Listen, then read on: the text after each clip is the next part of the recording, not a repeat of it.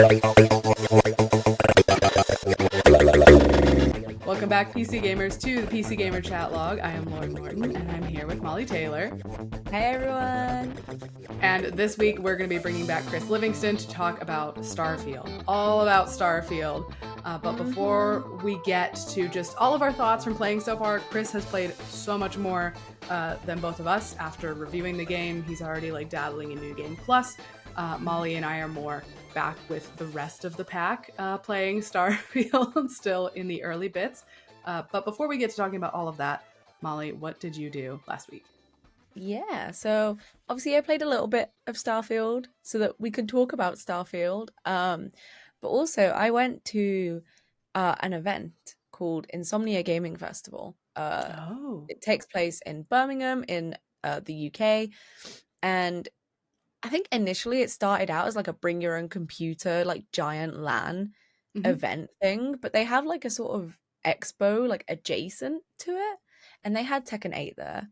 So, of course, my friend was like, hey, do you want to go play some Tekken 8? And I was like, hell yeah, I do. So, we went and played some Tekken 8 together. It is so good. Yeah. It is so good. I am so excited to actually have my hands on that game in January. I want a t-shirt that Nice. I'm wearing. I know if you can see it, but there we go. If you're watching, I want a t-shirt. I want a controller. Everyone was super nice. I beat up a little kid. I felt very bad about that. And then did you also kick his butt in Tekken as well, or? Yeah. After I kicked his ass IRL, I then kicked his ass in Tekken too. Yeah, but it was super fun. Amazing game. And I'm upset that I have to wait another 5 months, 4 months for it to release. But that was super fun. I had a great time. Amazing. Who are you going to be maining in Tekken 8? So I'm maining Claudio Serafino. He's he's an Italian exorcist type, but he's very pretty. That's why I picked him. Because my main from Tekken 7 isn't in Tekken 8, Lucky Chloe. So I was like, I have to pick someone else. And I just went, who's the prettiest? And it was Claudio. So Claudio's my main, my pretty little Italian stallion. So that was my weekend. Very fun. How about you? I also got started into Starfield, but then I spent a lot of time actually on my Nintendo Switch, which is going to be PC gaming related, I promise, because I've been getting back into, once again, Sky Children of the Light, the small format MMO by the developers of Journey, which is coming to PC. It is coming to PC soon, TM. It has a Steam page now. It's coming, and we don't know when exactly yet. But I started playing that years ago on my phone, and then eventually on my Switch when it launched there, and I've been waiting for it to come to PC. So I've been getting back into it, and it's it's a cozy MMO. It's this, it's beautiful flying music, their whole deal that you expect from Journey, but it's also not a joke because there's so much stuff you have to look up about this game to find the secret paths to different places. I'm trying to unlock some particular spirit that I don't have yet, and I'm deep in a player wiki. Where is the secret tunnel to get to this area to do this part of a daily, to start on a particular quest line. It is extremely MMO player core, even though it looks very pretty and chill, and it's not Twitch control difficulty, but it's very you have to be in it for sure. I would say you have to use a little bit of your noggin, a little brain power. Yeah, definitely. You start to learn where how all the areas are connected to each other, and then I got a friend back into it again, so I'm hoping I'm going to help him go through the scary Ascendant quest that you have to do, getting chased by the baddies before you give up your cape and go and redo it all again, basically. So Sky, I'm looking forward to it on PC. I've been getting back into it in anticipation of bringing my account over, because I assume, I'm pretty sure you have account transfer between mobile and Switch. So I am expecting, it may have even been confirmed and I'm not remembering, but looking forward to it being on PC. So that's actually how I spent most of my weekend. Spent a frightening amount of time in that game. Yeah. So I guess with all that, let's bring in Chris and talk about the real big game of the moment of Starfield. Hey Chris, welcome back. You just talked to us not too long ago about the Skyrim modding community, and I feel like we were kind of preparing for this eventual conversation of having you back to talk about Starfield generally. I think we'll also be talking about like early modding stuff, but wanted to kick off with like how far each of us are in Starfield at this point. Chris, you're like way ahead of us, obviously, and what we've been up to.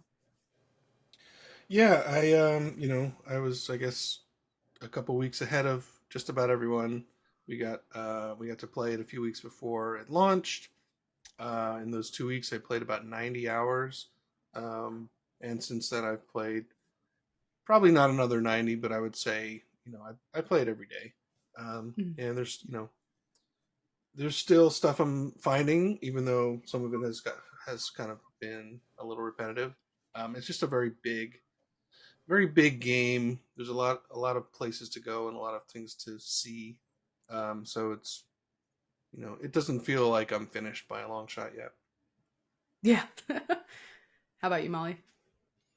Yeah, so I've not long started playing. I'm only a couple of hours in right now, so I'm still kind of, getting putting the feelers out there. I'm still getting like the wall of text tutorials at like every single step I take. There's like something new kind of being thrown my way. So I'm still in that very like early stages, finding my feet with the game at the minute.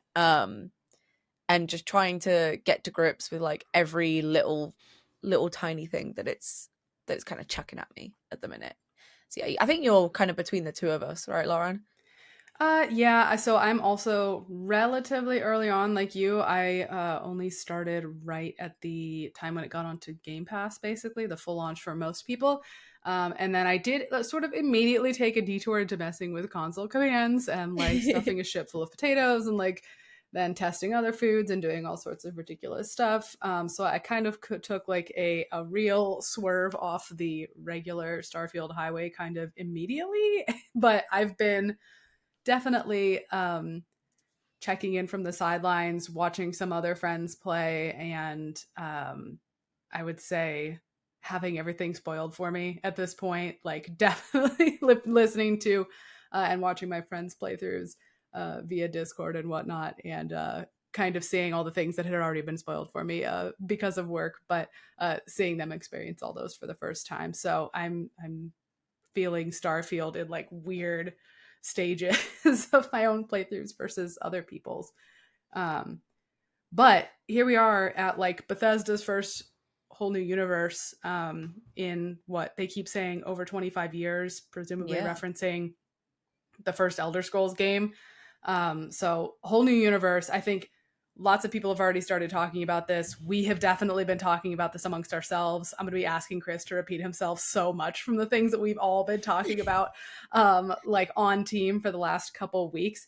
But how are you guys feeling generally about like this new universe, this new setting that we're getting in Starfield compared to what we've seen in the past with the Elder Scrolls and what we're used to in Fallout also?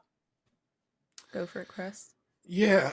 So for those who haven't read my review, and I don't blame you, it is almost 4,000 words long. But you should read Chris's review. A Yeah, you little, should a read it. little, a little Objectively correct. TLDR is basically, I like Starfield. I don't love it. Um, I personally feel it's a good game. It's just not a great game. Um, it doesn't really, if you hold it up besides the Elder Scrolls and the Fallout games Bethesda has done, it doesn't live up to them or really compare with them. Which isn't necessarily doesn't mean Starfield is terrible. Doesn't mean it's not worth playing.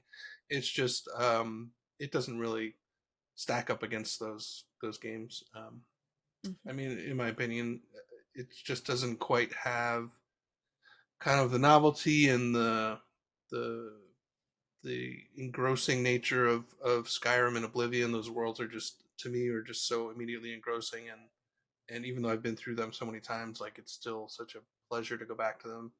And the Fallout games have this kind of weird, uh, goofy, bizarre kind of sensibility to them. And like Starfield has some of that. It does have moments that do feel straight out of Fallout or straight out of Skyrim. To me, just not quite enough to make it feel like this is another instant classic from Bethesda, I guess. Mm-hmm.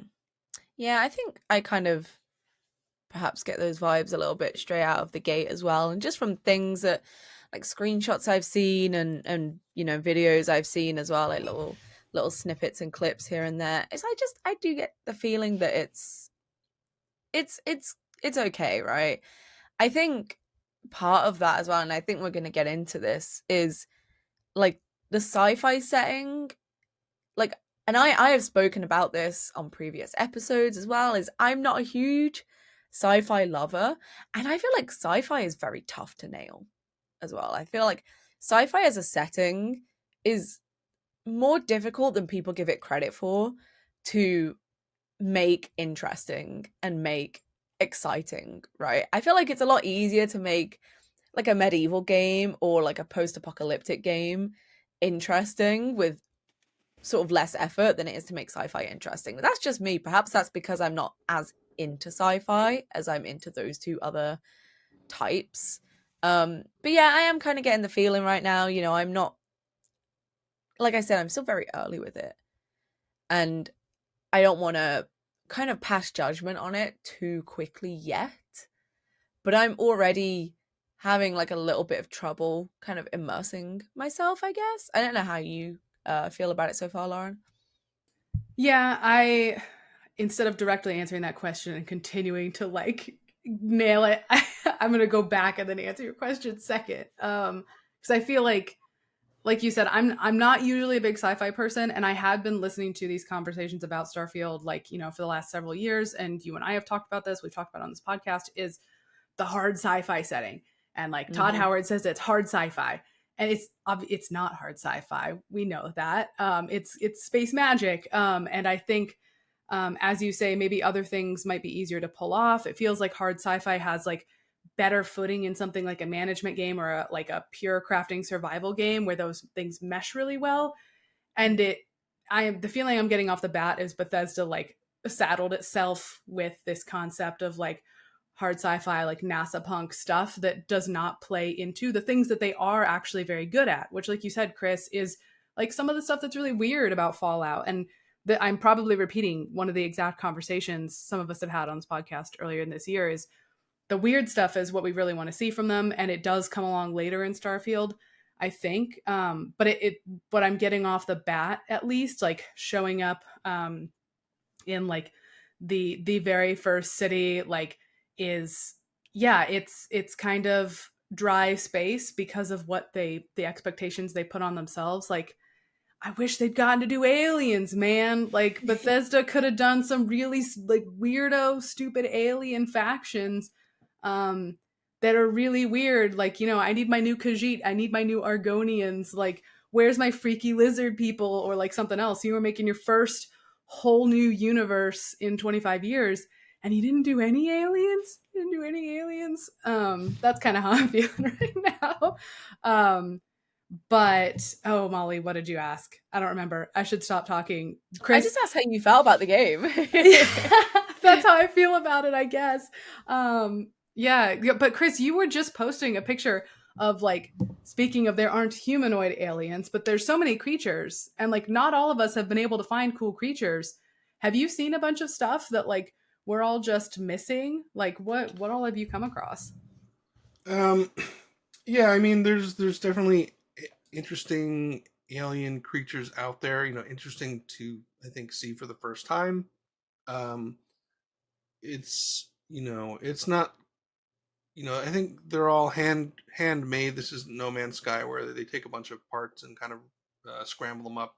Depending on which planet you go to, and they're interesting.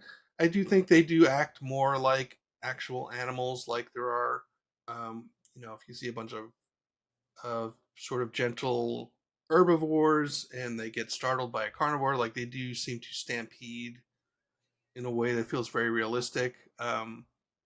There was a point where I was kind of walking and I turned around and there was this creature like stalking me, and it was actually called some kind of stalker, and it felt like very realistic because it had not aggroed on me.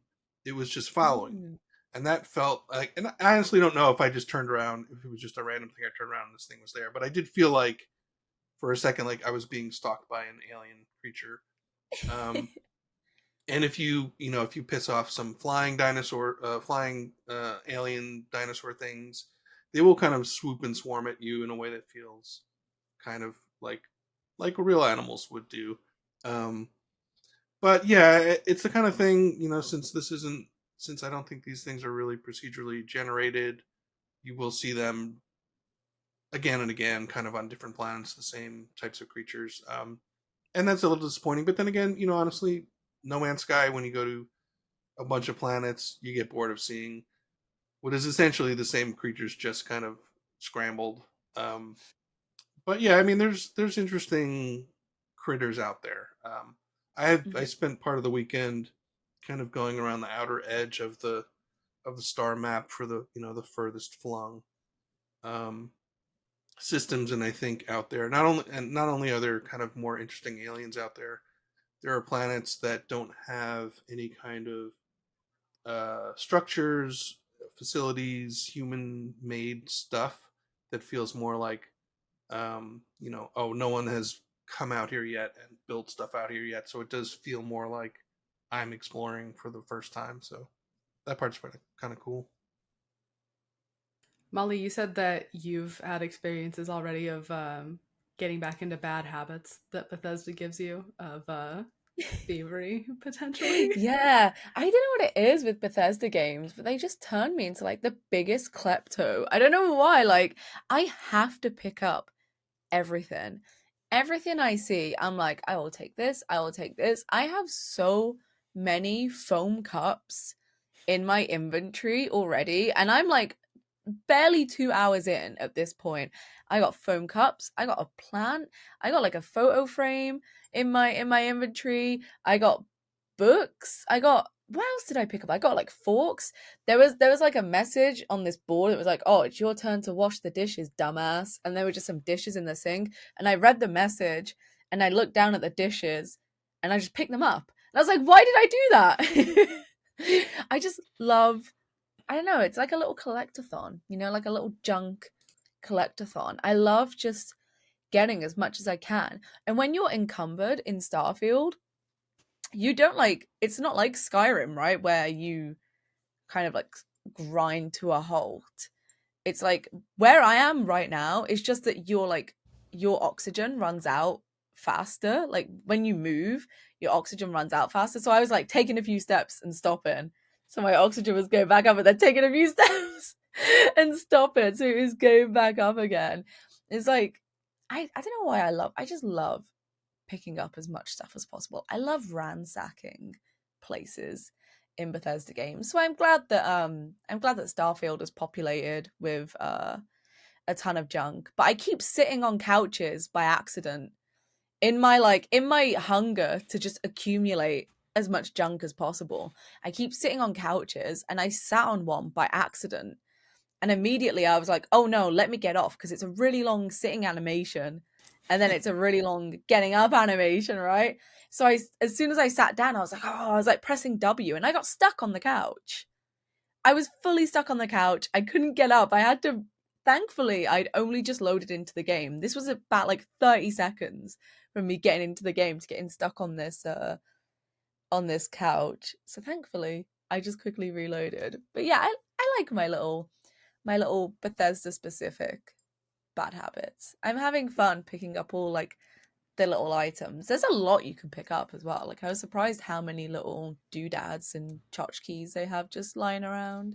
Yeah, like the sandbox of it all is definitely another thing that like that's what a Bethesda RPG is good at, is giving you this Mm-hmm. weirdo playground of like that however many junk items they have come up with to produce. I mean, truly an impressive amount of clutter. We should be so lucky to have this much clutter in The Sims, all of us, for I sure. know, The right? Sims could never touch Bethesda level clutter. I don't know. Maybe they're getting close, but do you guys have a particular object or random junk piece that you're like, I always need that, or I will always take more of them?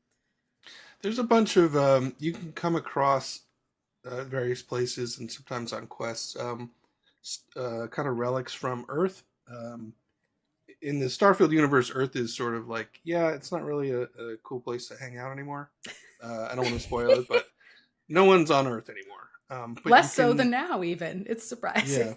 yeah, and you can come across like old, they call it like old Earth weapons, which is cool, like pump shotguns and things like that. But there are Mm. also kind of decorations and relics. Like I found like a baseball that was in a display container, and they have like a hockey stick, and they have anything that's Oh. like old Earth sort of memorabilia. I definitely hang on to.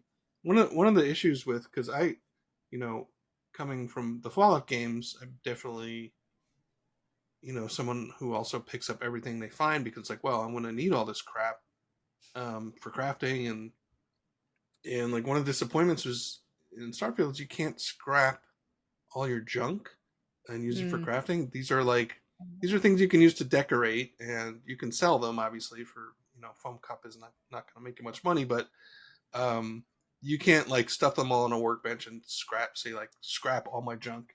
That that's just not something that's in Starfield.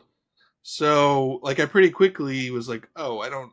There's not really much point in picking up everything. I need to be more Mhm. selective, and I had become like a completely different creature in Starfield where I will go through entire space stations and not pick up a damn thing unless Chris. I know for sure it's valuable or it's something I might want to put in my house.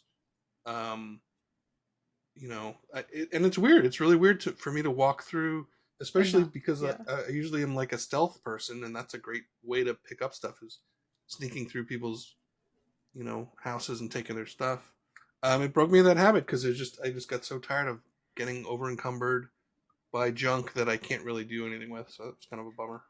Yeah, that habit was kicking in for me as well. Just like even the first place I went through, anything that I was pretty sure would be marked as an adhesive type junk item, I was like, I'm definitely gonna need that. If it's tape or whatever else, man, I guess I'll stop picking up junk and only go for the knickknacks. I know there's different kinds of little house plants. I've seen like succulents Yes. and I've seen snake plants. I'm a big snake plant person. IRL. So I think I'm probably gonna try to come up with a snake plant collection. That'll be my move-in space. Oh, and speaking of, you said you got stuck on a couch. One of Yeah. the one of the biggest muscle memory things I had to kind of teach myself in Starfield has to do with sitting, because if you're sitting in your cockpit and you're in space and another spaceship wants to talk to you, the button to talk to them is E, but if you long press E, you get up out of the Mm-hmm. cockpit seat, and that's this animation that takes several seconds. So anytime someone wanted to talk, the first thing I would do, I would accidentally hold E so my guy would get out of his seat, and I was like, no, no, no, no, I want to talk to them. And people get impatient. Like if they hail you and you don't respond, they'll take off, and it's like, no, no, no, I missed the conversation.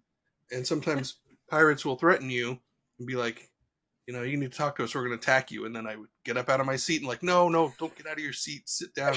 And then by the time I could sit back down, they were already attacking me. I was like, I have to Yeah. learn. I have to teach myself this button I press, or I'm I going to did the ruin my life.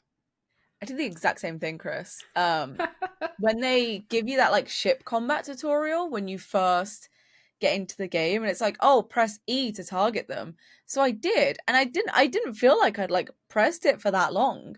And then I get out of my seat and I'm like, what am I doing? And then I'm like trying to get back in my seat and the ships are like firing at me already and I'm like I'm like so overwhelmed immediately. It feels like such a bizarre oversight to put two very important like like inputs on the same key. I don't know. I was not a fan.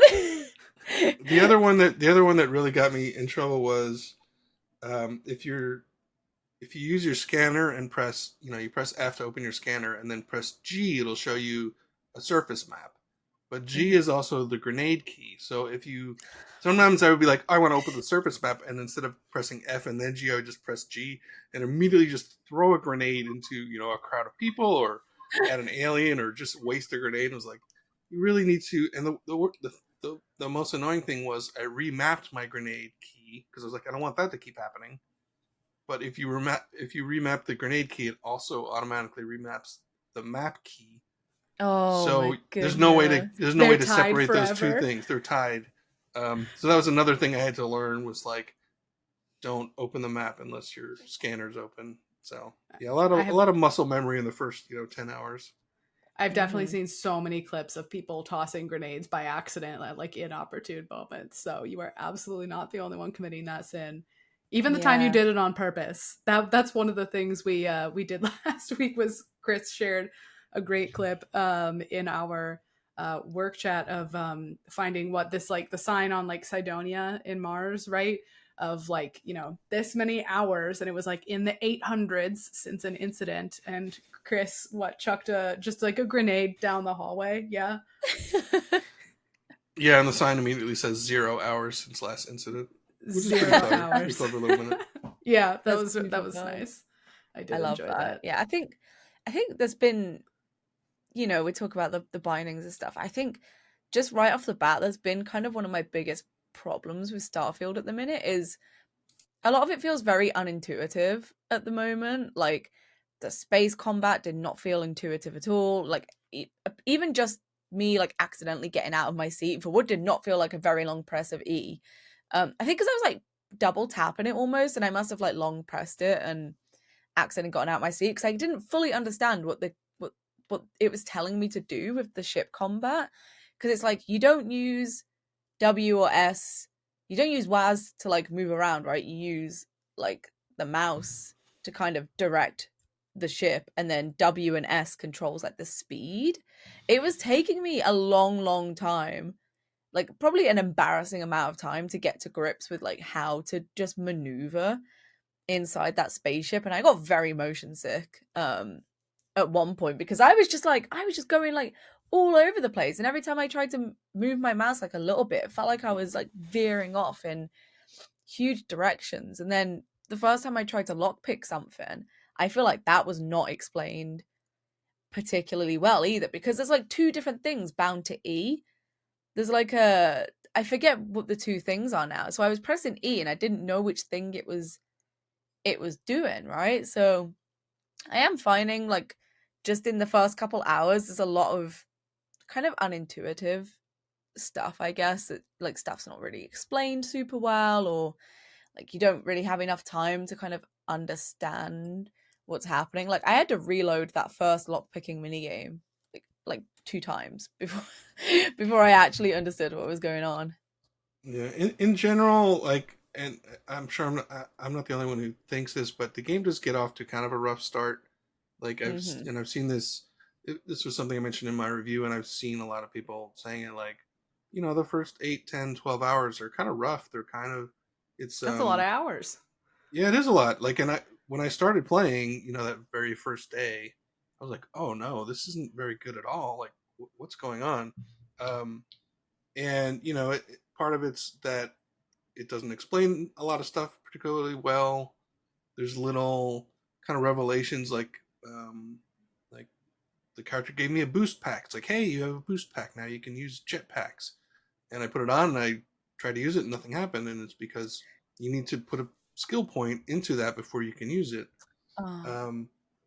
And even just the intro to the game, coming from Bethesda, and I think we have a piece up on this on PC Gamer today is how good is the beginning of the game, the intro, um, Mm-hmm.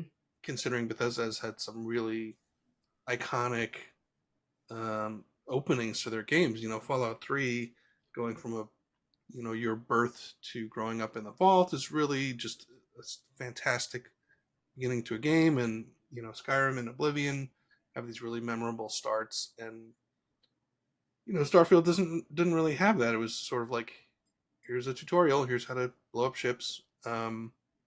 Good luck, and it's not really an engrossing entry to the universe. And honestly, like I said, you know, and a lot of people have said this too, is it really takes a while before it starts, I think, becoming fun.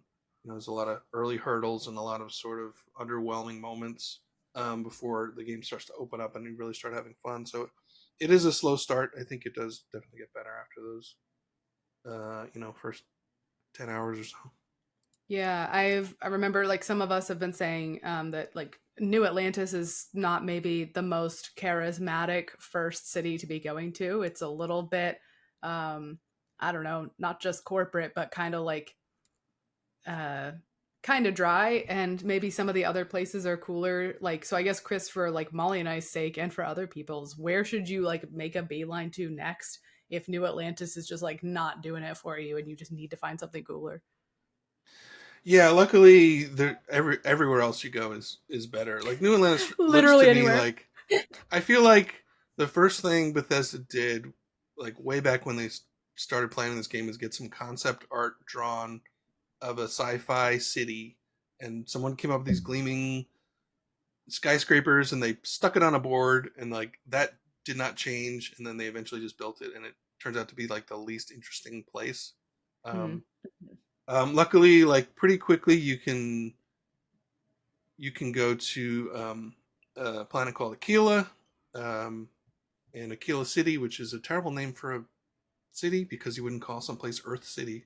But Aquila City um, is way more fun. It's like a cowboy, space cowboy town. It's kind of like Valentine from Red Dead Redemption got launched into space and landed on this planet. You know, it's silly. There's like muddy streets.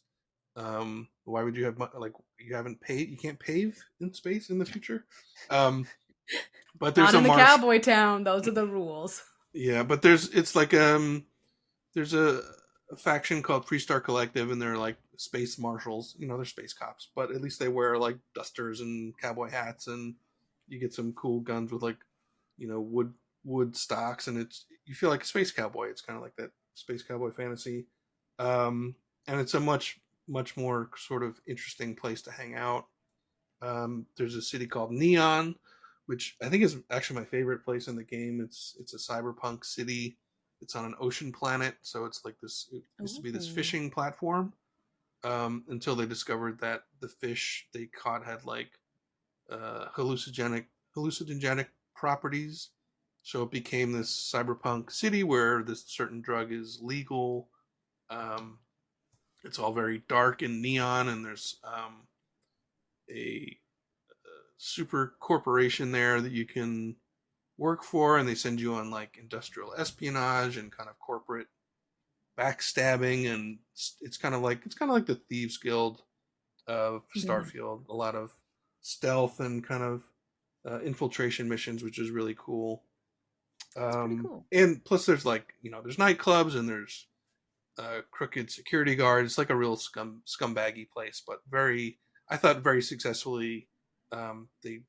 They got a real cyberpunk kind of aesthetic and feel. That's just it got so much more atmosphere than New Atlantis. Um, and then Sidonia, like you mentioned, is like this mining colony on Mars that feels really cool to hang around in. It's very dusty and dirty, and there's kind of all these rugged types hanging out there, and everyone's kind of sick because they've been inhaling dust. Um, and then there's a space pirate colony on a former prison space station, which is a very cool sci-fi feel to it. So Ooh. yeah, like that's another thing. You know, they start you off kind of heading to New Atlantis, and I think everyone's kind of inclination is like, wow, I'm going to explore the city, and there's just not much super interesting stuff happening there. But once you start going out into the galaxy and finding more the other main locations, um, it's sort of a relief. Like, oh, okay, they didn't just put all their eggs into the you know the New Atlantis basket. There's other more interesting places out there. So Yeah, Yeah. that's cool though. Knowing That's good that, to know. Molly, what faction do you think you're gonna make a I break do. for when you get the I chance? kind of like the sound of neon. Neon actually sounds kind of fun. I also would kind of like to be a space cowboy. I don't know. one or the other. But I really like the sound of Neon. I like a good like ocean, water centered like area as well. So I feel like that would be super fun. I think I don't know if it's a good or a bad thing that its first city is its weakest, because at least if you can get over that hurdle, everything else is just far more exciting, right? So yeah, I think Neon will be where I'll be heading. How about you, Nice. Lauren? You want to go to the Red Dead Redemption place, don't you? Okay, so I was thinking about it. Look, it's all going to depend on the fashion, right? Because I just Mhm. admitted how still attached I am to Red Dead and the aesthetics and all. So, but man, we've seen like I've seen my share of like space western stuff. So I kind of not that like the pirates like are the pirates that much more like different or like revolutionary? Maybe not. But I did kind of plant my flag like after one of the big first reveals for Starfield when they showed the pirate dudes in their outfits, and I was like, that's what I'm gonna wear for sure.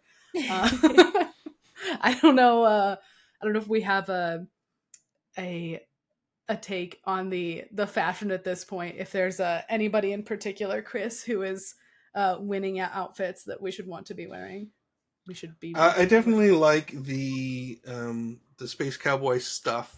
Yeah. When you finish the faction quest, which by the way is I think pretty good, you get some cool. Well, there's a bad guy, kind of a big bad guy you fight, and I took his outfit because it was awesome. He looked it's like very space age but leather, duster, and like it's a Ooh. really cool sci-fi space cowboy outfit. They also have a Okay. Well, cool, that really sells it. nice. Yeah, they also have a great spacesuit. And like I said, some kind of Western style weapons and cowboy hats and a spaceship you get at the end, of free spaceship, which is a great ship. Unfortunately, they kind of went a little, I think, too heavy into the Western mode because it looks brown. I guess it's supposed to look like a horse, maybe. I don't know, but it's like don't give me a brown spaceship. I'm just gonna repaint it because that's a boring color. Um, but yeah, that I think like I still wear I still wear my cowboy stuff almost all the time because it looks cool. The neon stuff, I was a little let down by some of the fashion. Like at one point, I had to wear a sort of CEO outfit on it to infiltrate some sort of corporate structure, and that didn't quite work for me. It didn't feel like something a CEO would wear. Mm. There was weird flappy pants that were did not feel like something something would someone would wear in the boardroom. Um, one thing I notice a lot is NPCs have these hats that I really can't find in stores, and I can't like someone has a hat that looks like a big mushroom, and it even has a little physics. Oh, So as they walk, it kind of like the edge of the mushroom kind of like bobs, and I'm like, I want that big floppy hat, and I cannot find it for sale. I haven't tried killing them and taking it, but I don't think you can do that was that. going to be my question. I tried pickpocketing them, hoping I could steal their hat. Ooh, that's the But worst I've when their clothes aren't in their inventory. Ah. Yeah, I have seen a few hats around that I'm like, I need to be wearing that. Why can't I wear that? One of the most frustrating things I think, not just in this game, but in any game, is like, don't give an NPC something that I can't have because I want what they Hmm. have. Um, yeah, Yeah. Especially if it's cooler. Especially if they've got cooler I just stuff. want a big floppy mushroom hat. I mean, that seems like Who doesn't? that seems achievable as a goal. This is how I'm gonna wind up doing my console command like tomfoolery instead of like actually working on the story or like doing anything useful. I did want to talk about mini games a little bit and how those have changed between games. I like persuasion is not new; it's back. They used to have a persuasion system in Oblivion, and now this one is very different from that. Lock picking has changed to be pretty different. How do we feel about mini game stuff so far? Either of you? I mean, I think they're okay. I think they're a step back from some systems. I mean, the persuasion game. I mean, it was very silly in Oblivion. It was like you had to It was choose four so things, like silly. insult them, flatter them, brag, and it didn't make any sense. But it was something about the But clicking on it was more enjoyable. It yeah, was like as a a mini game, I know it was silly yeah, and it made no sense, but it was like an enjoyable little puzzle to figure out and do for sure. yeah. This is more of you. You have different options. Like you have say 3 rounds to convince someone, and they have sort of a meter, persuasion meter you need to fill up, and so you kind of have to figure out like, well, I have 3 rounds and I need to get 6 pips on the meter filled. What options am I going to use? And there's an option that gives you 1 pip, one that gives you maybe 3, or one that gives you 6. So you're kind of like gauging, can I fill it up with a couple of small ones, or should I hit a big one? But it's sort of a guess in terms of what these things are actually saying, these dialogue choices actually are. And I can't really I've never gotten a great feel for, should I am I just guessing? Am I trying to pick the option that sounds reasonable to say to this person? So it's a little, I don't know. It just kind of falls short of a good mini game, I think, for me. I think the best part is like if you bank enough wins, you get an auto persuade option, so you can just skip it entirely and go, I'm going to persuade you. The lock picking, yeah.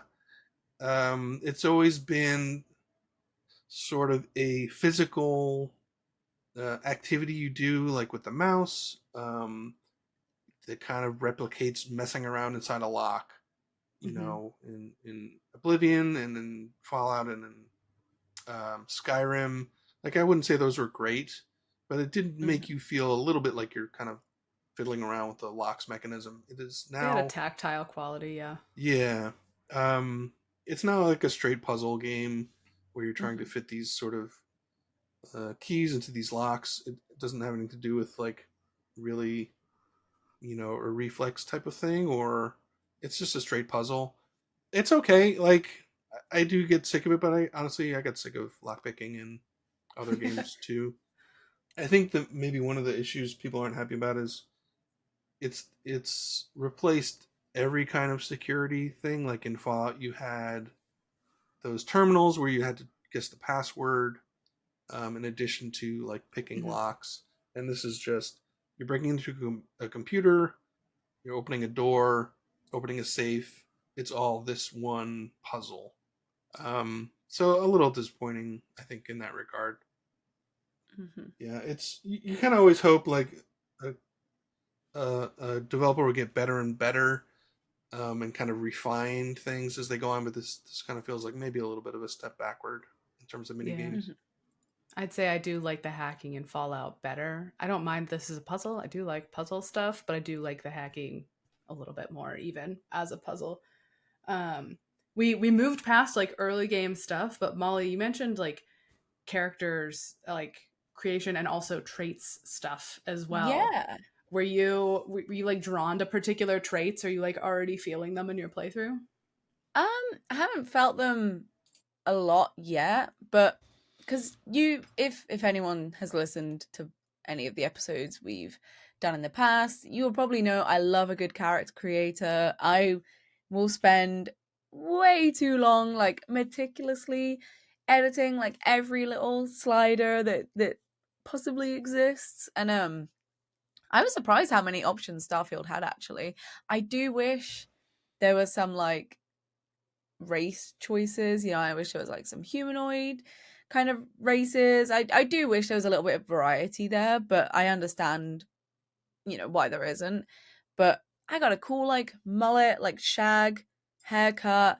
I got like cool piercings, and you can get tattoos and stuff. And so I was actually like quite a big fan of the character creator. I wasn't expecting to be, but I really liked it. And I really do like the traits, actually. I feel like they're a really nice touch. I don't know how much impact they end up having, like, as you go on, but I picked the one where it's like your parents are alive and you can go visit them, but you have to send them like 2% of your money every week or something. I picked that one. I have yet to go visit my parents. I don't know if anyone has done that, but I like that you can kind of pick those little quirks.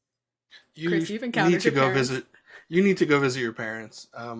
Honestly, like at first I was like, okay, I have parents. I went and saw them in their apartment, and they were very nice and kind of dull, just like parents are. I was like, well, okay, that was nice.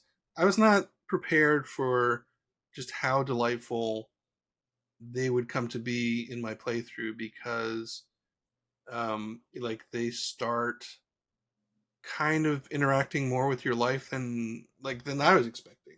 Mm-hmm. They turned up at my job. Like when I told them I'm like, oh, I'm working for Constellation. Like, oh wow, that's really great. And then like a few days later, I went to Constellation, the guild headquarters, and my parents are just there, and I was like, what are you doing? Like I genuinely felt like that, like little feeling of embarrassment, like if you're hanging out with your friends and your Mom. mom comes into the room and wants to like talk and like, oh God, please go away. I felt that for real. I was like, what are they doing here? Why are you here? Um, and it kind of continues as you play, as I played, like I said, 90 hours or whatever it was. Um, like I had, there was a lot more to them than I was expecting, and it honestly became one of the most enjoyable parts. Was like wondering, and like except for the except for the first quest to go visit your parents, that's the only thing that was an actual official quest that was Mm-hmm. marked, in your journal. Everything else was, someone I'd be in Constellation at the basement, like crafting something, and some member of Constellation would come up and be like, "Hey, your dad dropped by and left you this note." And you read the note, and Oh. it says something, and then you go and do something based on that. It's not in a quest log. It's not an official thing. It's just these little interactions that pop up when you don't really expect them. It happened a number of times over 90 hours, and it was like really enjoyable and like a really, I think, really cool part of my game. Like I'm so glad I chose that trait, just because you know it wasn't some grand quest or mission. It was just something that would pop up from time to time.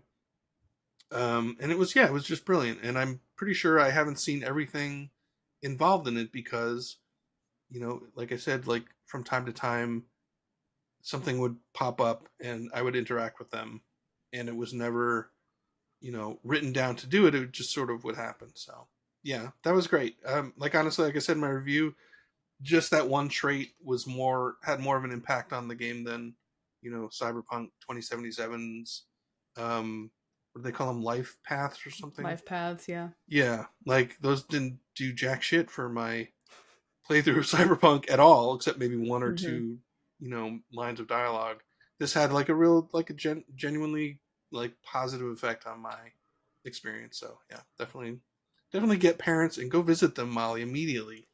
Yeah, I need to go visit my parents now. That's so cool. Like that actually it makes me wanna play some more now just to kind of see what happens. Yeah, I like how many traits there are as well. You can kind of, mix and match them. I think I was like an introvert with parents, and I forget which the third one was that I ended up picking. But I really like kind of you can really sort of customize sort of these little drawbacks really well, can't you? Because everything it's Mhm. like everything's a positive, but then there's a drawback as well, right? So it's Right. like I said, like your parents are alive, but you have to send them money, or like, oh, you get like a better buff if you're doing missions alone, but like it might be a bit worse if you're with people and stuff like that. And I like that there's no like there's no one that's like it's all good. Everything has like the little drawbacks, and you kind of have to consider uh like what you want to sacrifice, right? I do really like that. Yeah, Yeah. another one I chose. It gives you a house. Like you start off with a house, like on a really nice Yes. planet. Yeah. The drawback being that you have a mortgage. Like I went to the house and I couldn't get in the door because I had to pay my mortgage first. Mortgage payments. So after paying a few, I was like, I got a quest like, hey, go to the bank and talk to the guy who's in charge of your mortgage. So I did that, and then he was like, hey, if you want to earn some money, you can be a debt collector for me. I was like, oh, Oh. okay, so I should go shake down people like myself who also are in financial trouble. That's kind of morally questionable, but I did it. That's dire. And that led to, each one was sort of a different situation. Like one guy was just kind of skipped out on his payments, and someone else had just disappeared completely, and you had to figure out where they were. And One was like this kind of old timer who was like he just all he wanted to do was just retire quietly on a planet, and you have choices to make like should I am I going to shake these people down? Am I going to kill them? Am I going to cover for them? And like that also led to like a genuinely kind of little affecting moment in the game, um, and that stemmed just from picking a trait. So I think the traits they did a really good job with those with the ones at least that I've chosen. Yeah, That's it seems cool. like some of those not obvious, like getting away from the main quest, like starting to pay attention to the stuff around you is some of the um, best quest lines, best stories, some of the things going on in the game. I guess, Chris, as someone who's been doing Skyrim and other Bethesda games for a long time, I mean, I feel like whenever we're talking about them, we turn back to you and are like, Chris, have you been playing around, like doing anything weird? Do you feel like Starfield is something you're going to be doing in 5 years? Like there's still going to be stuff to find and things you want to do, or is it going to be like it passes and then we're back to Skyrim? Yeah, I mean that's a good question and something I've been thinking about. Like, is this going to kind of have the staying power, and kind of impact that Skyrim and the Fallout games have had? It's hard to say. I have kind of tried to mess around in the sandbox and kind of come up with experimental kind of ways to play. Like, I kind of thought like, well, instead of being this famous explorer, what if I just pretend that I wasn't given a spaceship in the first 10 minutes of the game, and just pick some little planet and pretend I have nothing. I have no way to get off the planet. Can I, you know, harvest resources and find someone on the planet to sell them to? And can I earn enough money to build my own spaceship? Um, Unfortunately, I was 15 minutes in when a spaceship landed in front of me, filled with space pirates who attacked me. So I defended myself and killed them, and then I'm like, oh, I can just take their spaceship and go anywhere in the galaxy. So that little experiment is over. That was very easy to get off this planet. Um, The game said, stop being boring, take a dang spaceship. yeah. So I mean, I think there's potential. Like, I do have a lot of fun in the sandbox. Um, Exploring. I know some people are really disappointed. My scalding hot take about all these planets you can explore is like, it's fine. They're fine. They're okay.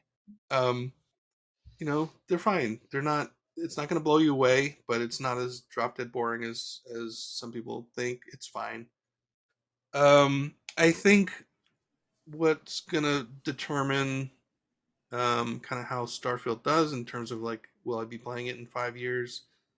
It's going to be two things. It's going to be are modders really making really cool stuff? Are they, kind of revitalizing some of these systems that aren't super satisfying, like the outpost system? Are they making, like cool companions, voiced companions that I want to spend time with? And I think the other thing is going to be, what does Bethesda do? What are they going to do? I know they have DLC planned. Is that what I want? Do I want a story mission, or do I want to see more systems being added to the game? Survival mode, things like that. I think it's really going to depend on what happens. Between what Bethesda adds to it and what modders add to it. Yeah. Yeah. Is there any for either of you, like what one big mod or even small mod is like the next thing you would want to see as people start like getting in there and messing around? It's too early for me to say, I think, right now. I think when I get a few more hours in, I think that there'll be that one thing. We talked about it with the Skyrim modding where it's that one thing like, oh, that's so annoying. And then like a mod just pops up for it that'll fix that. I know for a fact there'll be like just some small thing that'll really irritate me. And there will be a mod for that, hopefully. Yeah, the like modding scene so far has started mostly with like quality of life stuff. That's really expected. Mhm. But then Chris, when I heard you saying like when we were talking with the team about that there's not a proper pirate faction companion, like everybody's in Constellation, all of your like companions who have their own stories. I was like, "Oh, that's something that as you say, like in other Bethesda RPGs, modders do so many companions and some of them are fully voice acted, some are just text. There's like varying degrees of complexity, but That's a thing I'll be really excited is when people start getting into making custom companions, as I know they definitely will. I'm like, I want a pirate pal with a quest line. That's what I'm looking for. Which, you know, recognizing the burden that we're putting on like the fan modding community to be like, make it cool in perpetuity, kind of. Yeah, and like I personally would love to see some settlement mods come along. Like there's an outpost system, and I think it's okay.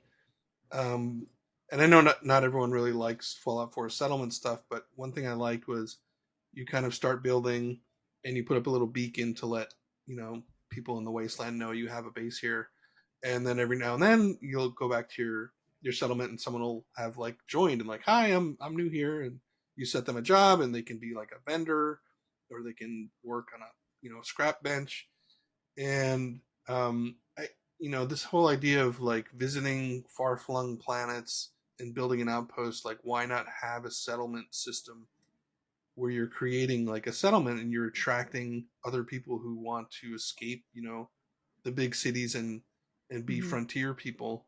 And there are settlements out there, like you can find human settlements, and they have like a vendor, and they have a workers and people kind of wandering around, and like it would be great to build one of those. Like outposts don't really fit that very well, and you have to like individually hire people to come and work there, as opposed to, I just think it's fun like to build something and someone shows up and you don't know who they are, and they're like, hey, can I join? This looks cool. Like that is kind of missing, I think, in Starfield. So I'd love to see some big time settlement mods happen.